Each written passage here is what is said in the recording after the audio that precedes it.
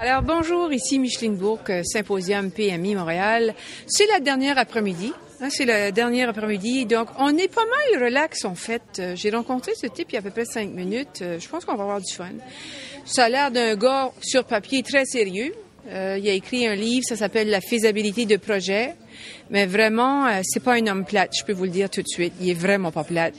Alors, sans plus tarder, on va passer à l'entrevue. Donc, merci beaucoup, Monsieur Olivier Mesley, de nous accorder quelques moments. Et avant d'aller plus loin, on va prendre le temps de vous présenter. Donc, dites-nous qui vous êtes et ce que vous faites, en fait. Bonjour, Micheline, ça me fait plaisir d'être avec toi. Excellent, c'est bon. Pas tout le monde qui l'a, tu sais ça. Merci beaucoup, ça me fait plaisir. Moi. Olivier Mesley, je suis professeur à l'université et consultant aussi en marketing et faisabilité de projet. Okay. Donc, en ce qui a trait au livre, c'est un livre sur la faisabilité de projet, c'est-à-dire comment on évalue si un projet est faisable, réalisable, avant d'entamer des coûts importants pour sa réalisation.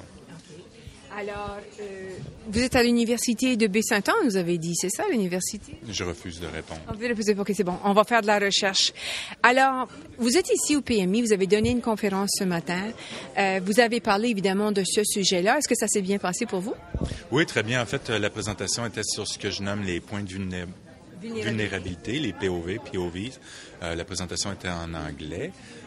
Donc, c'est un thème qui m'est très cher. Okay. C'est-à-dire que dans beaucoup d'études de faisabilité, on oublie la différence entre un risque et qui est un risque, une menace externe, et la vulnérabilité qui est interne, qui est propre au système, aux personnes, aux plans ou au processus.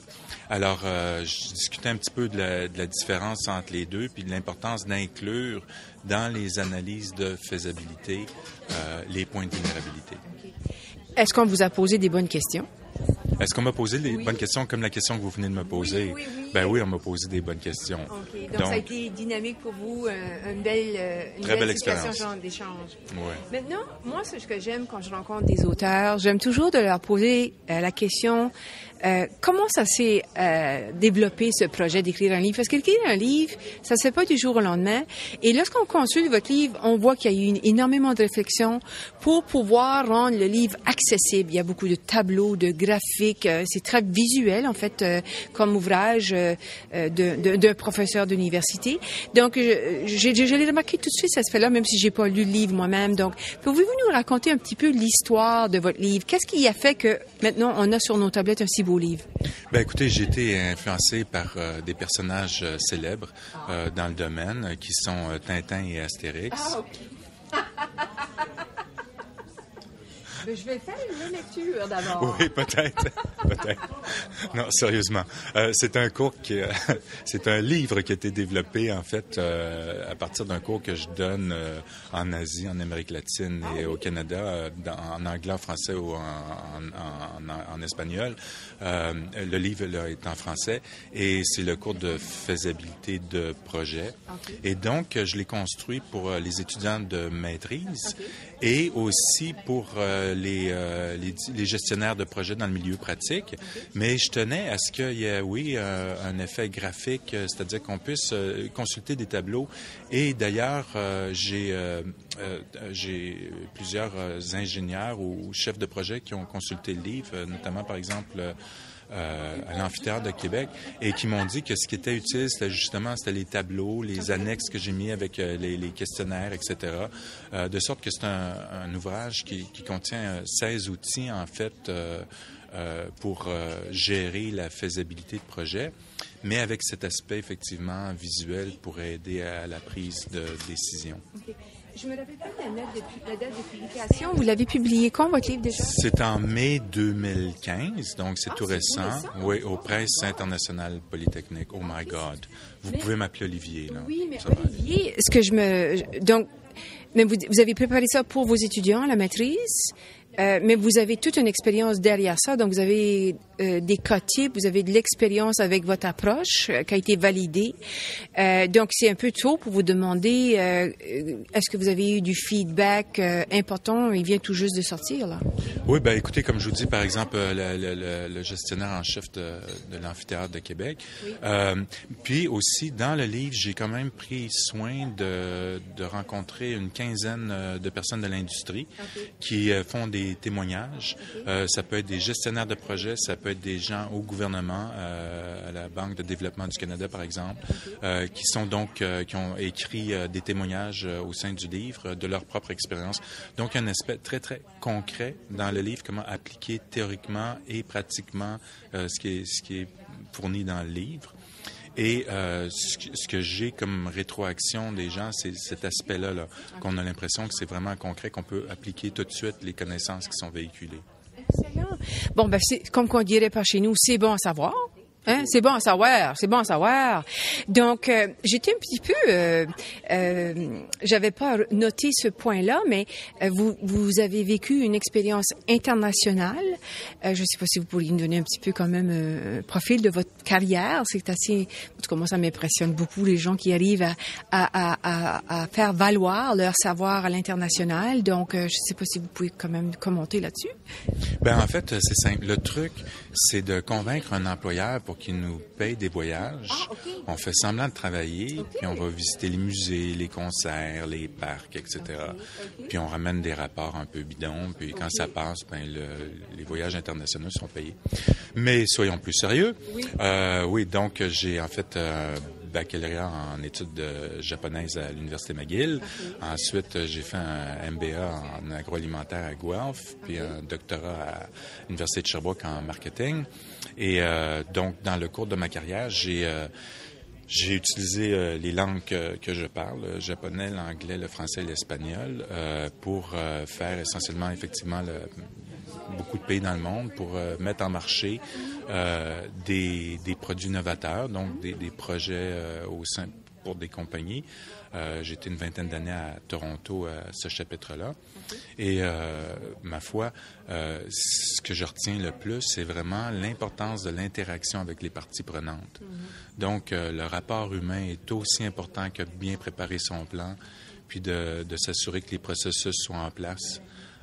Et puis de s'assurer qu'il y a une ligne d'autorité, donc une gestion du pouvoir, si on peut dire, mais la relation aux personnes en termes de confiance, de collaboration, d'engagement est absolument fondamentale.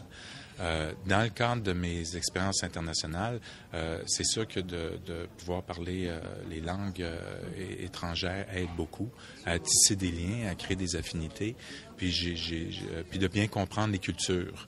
Parce que de plus en plus, les projets sont internationaux, sont multiculturels, sont multidisciplinaires. Donc, quand on a cette compréhension et la capacité de gérer cette compréhension-là, ben, je crois que ça aide d'autant à réaliser les projets. En tout cas, vous avez toute mon admiration et respect en conséquence de tout ça. Ce que j'aimerais aussi savoir, puis c'est une question que je pose souvent aux auteurs, c'est qu'est-ce qu'on peut souhaiter à votre ouvrage, justement? Est-ce qu'on lui souhaite d'outrepasser les frontières du Québec et du Canada et se rendre... qu'est-ce qu'on peut vous souhaiter par rapport à votre livre? Ben écoutez, comme je disais un peu plus tôt, il y a Harry Potter qui est en première place. Oui, je le renlèverai pas par souci de modestie, mais le mien vient en deuxième place. Il faut que les gens comprennent puis qu'ils se précipitent à la bibliothèque. Ça peut servir de somnifère aussi pour certaines personnes. Non, je trouve pas qu'il a l'air somnifère. Je ne trouve pas qu'il a l'air somnifère, moi. Je trouve qu'il a l'air de fun. Moi, j'ai envie de le lire. Puis je suis même pas dans le domaine. Il est beau, c'est clair. Même sur le plan graphique, il a l'air il interpelle ce livre-là. Il est pas plate. Mais sérieusement, parce que c'est important pour moi, avec la mission du club de lecture, de faire connaître et faire découvrir des livres, de les promouvoir comme outil d'apprentissage. Et je trouve ça particulièrement, stimulant pour moi de voir que c'est possible que notre savoir, nos compétences québécoises, qui sont maintenant dont des briques comme celle-là peuvent outrepasser les frontières et servir des entreprises et être utilisées à l'étranger. Donc, je pensais peut-être que c'est ça que je pouvais vous souhaiter. Oui, mais si vous me permettez, effectivement, il y a des gens qui m'ont dit que je mettais, des ingénieurs qui m'ont dit que je mettais en mots ce qu'ils vivaient. Mais qui ça n'avait jamais été mis en mots, que ça n'avait pas été conceptualisé. Puis ils disent, on le vit tous les jours, mais on n'a jamais la technique langagière pour l'exprimer, etc. Puis là, Olivier, tu viens de le faire là, pour nous. Effectivement, le livre est en français, donc je lui souhaite une expansion, si on veut, dans la francophonie. Je travaille aussi en ce moment avec Taylor & Francis, une grosse maison de publication anglophone mondiale, pour faire un livre sur les points de vulnérabilité en anglais, qui va être d'à peu près 600 pages, ce livre-là, qui donc va reprendre encore le thème des points de vulnérabilité, puis des 4 P de la gestion de projet. Les 4 P étant le plan, les processus, les personnes et le pouvoir. Excellent. Est-ce que c'était votre premier ouvrage publié? Non, pas du tout. Je pense que c'est le 7e ou le 8e. Là. My God. Qui avons-nous devant nous? Alors, donc, il y a d'autres qui s'en viennent.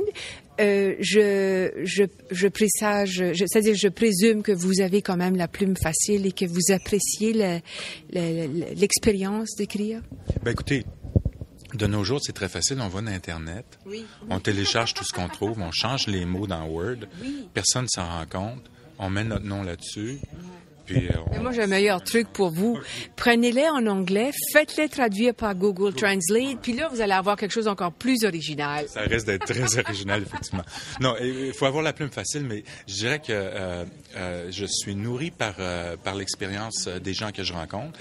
Soit dit en passant, j'ai une étudiante qui a participé dans le livre, qui a donc mis ses commentaires aussi.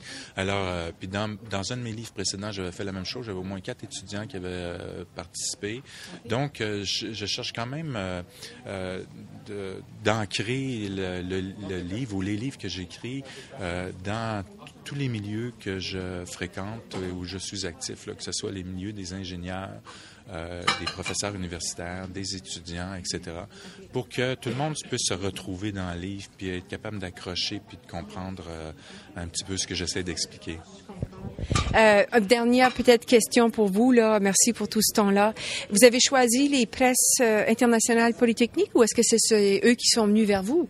Ben, en fait, pour vous dire la vérité, j'ai eu une offre de plus qu'une maison d'édition. Et c'est une très bonne position dans laquelle se placer, d'ailleurs. J'étais très content.